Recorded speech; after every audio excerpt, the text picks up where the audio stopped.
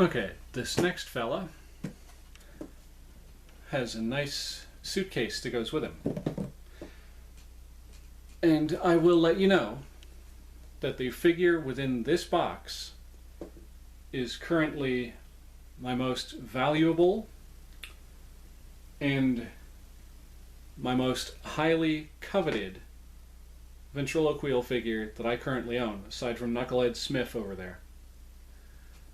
Ladies and gentlemen, boys, girls, and other configurations being, headphone users, be warned. Within this box, I have none other than another Jerry Mahoney. Now you may be asking yourselves, what's so special about this one? Give me just a moment and I'll show you. Jerry, let's put your trunk back like that. Now, let's get you out of there. That's one foot. Put one foot in front of the other. Then, pick you up. Some of you eagle-eyed viewers might have already picked up on what it is that makes him so special. And for those who haven't picked up on what's special about him, this Jerry is the extremely rare Moving Eyes Jerry Mahoney.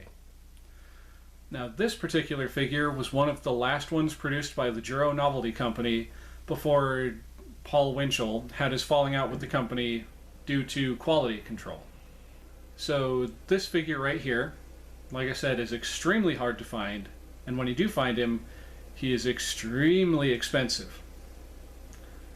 Thankfully, I was able to find this guy for a somewhat good deal, and it turned out that the deal was ever so slightly too good to be true, because the person told me when I got this that everything worked, the eyes still moved, his mouth still moved, and to their credit, if you move them by hand and manually adjust them, they do still do their thing. But there are no springs or strings or rubber bands holding anything in place anymore. So his eyes have to be manually pushed back and forth, and as I just showed you, his mouth does not stay up inside his head anymore. It's always been a hassle getting it back in, but I figured it was better to show y'all. So when I first purchased this guy, if you go back and watch that video, which should be, the link should be right here. I think I already linked it. I originally got this guy, and first thing when I pulled him out of the box, his jaw basically just fell out of his head. On the bright side, I was able to get him for a steal, but on the downside, the deal was not as great as it could have been. I'm just glad I finally have one. As mentioned in, I think it was the Toys That Got Away, my Oxmas video from last year, I'd been wanting to get this guy for years. Now I finally have one. And thankfully, this one doesn't stink. Sorry, Stinky Mahoney. So he's got his original outfit from the time. Can lean his head back so his jaw doesn't drop off. He's got his original pants, his original suit jacket, his original dickie, but he's missing the original bow tie, which his previous owner replaced with just a normal bow tie. Or should I say a clip-on. He's missing his original shoes, and in their place, these ones have been provided for him. And he's, like I said before, he's in pretty rough shape.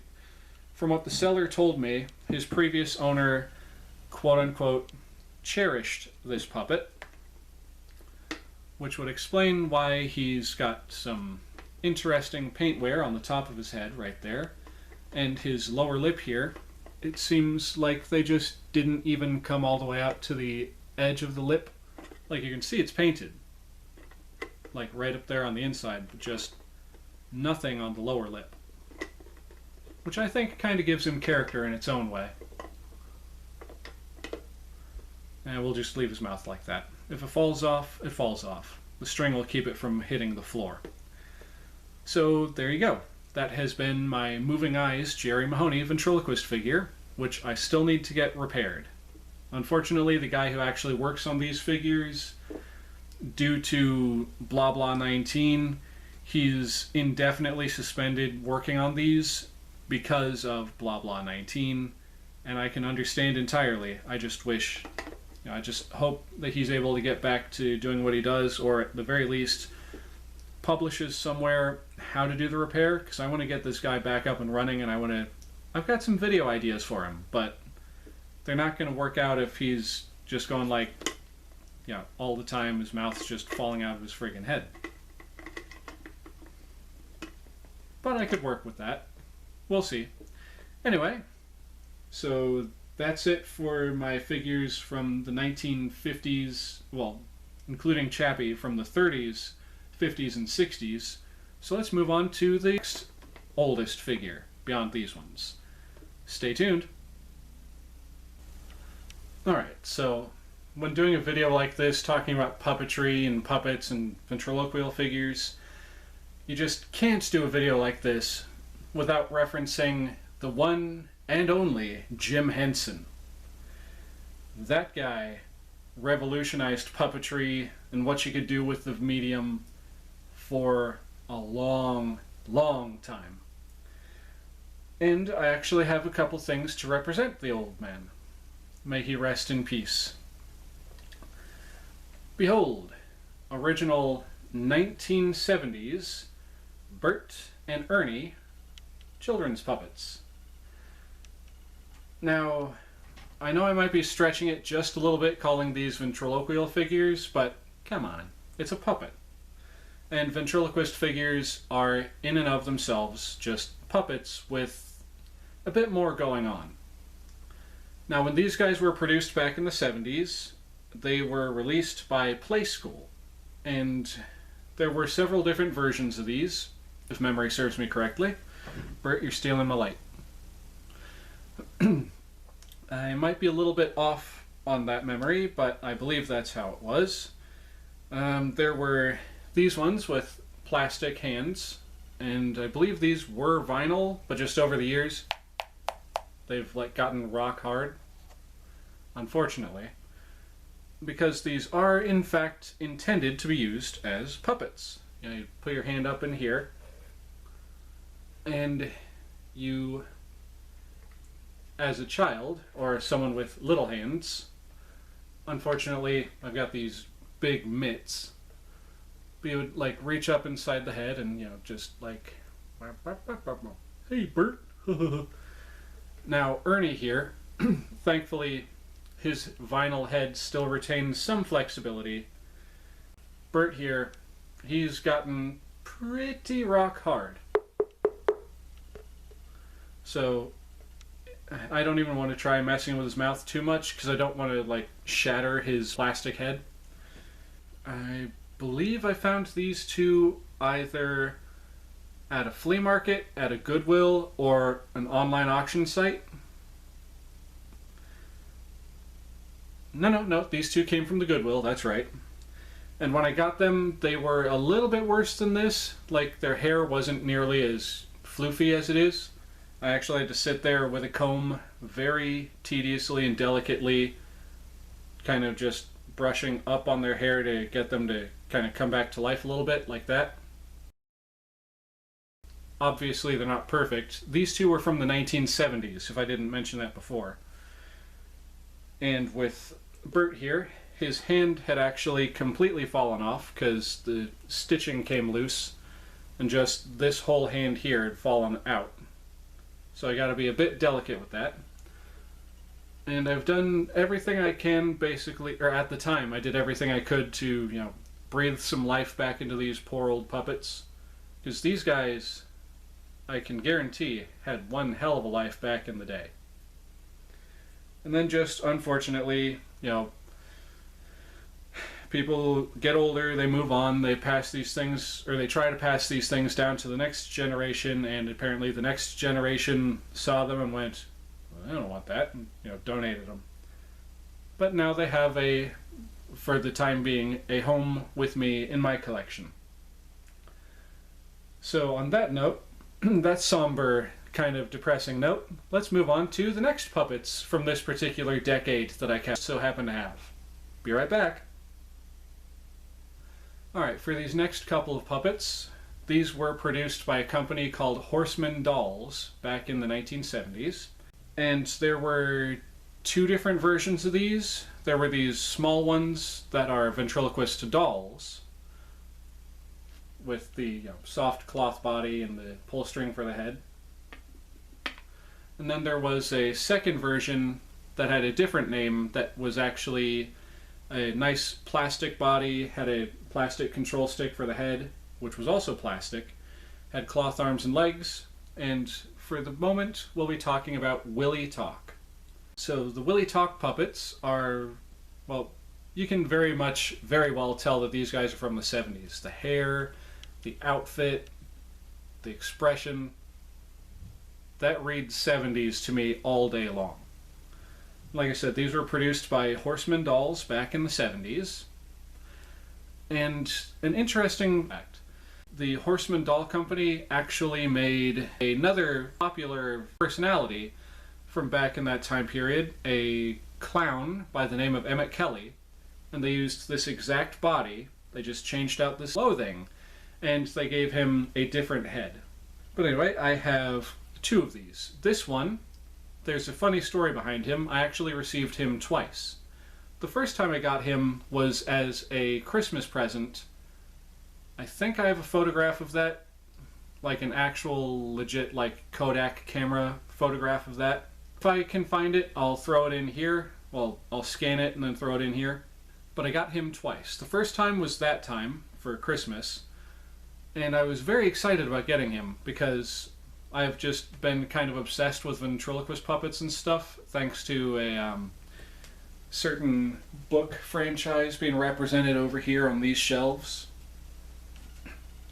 and a certain TV show based off of that book series. And I just wanted a ventriloquist puppet. And, just over the years, finally things started working out and I was able to get a few. Back in high school, when I had been asking for one of these silly things since I was a child.